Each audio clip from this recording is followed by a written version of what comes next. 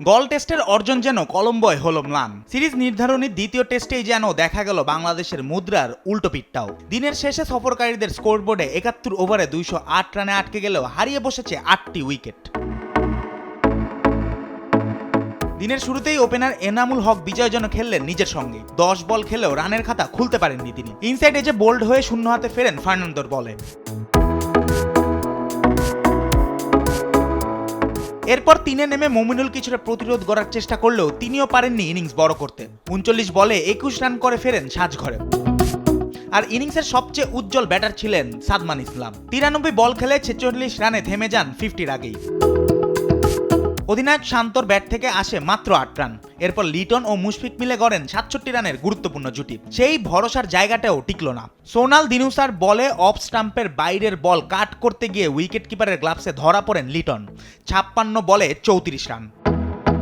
চা বিরতির পর মুশফিকও বেশি দূর যেতে পারেননি। ৭৫ বলে ৩৫ রান করে স্লগ সুইপ করতে গিয়ে আউট। এরপর দলের হাল ধরেন মিরাজ ও নাইম। ২০০ পেরিয়ে বিদায় নেন মিরাজ, করেন ৪২ বলে ৩১ রান। নাইমও ফিরেছেন মাত্র ২৫ রান করে। দিনের শেষে ৮ উইকেট হারিয়ে ২২০ রানে দাঁড়িয়ে আছে বাংলাদেশ। উইকেটে আছেন তাইজুল ও হাসান মুরাদ। জুবায়ের নূর, স্পোর্টস ডেস্ক, দেশ টিভি।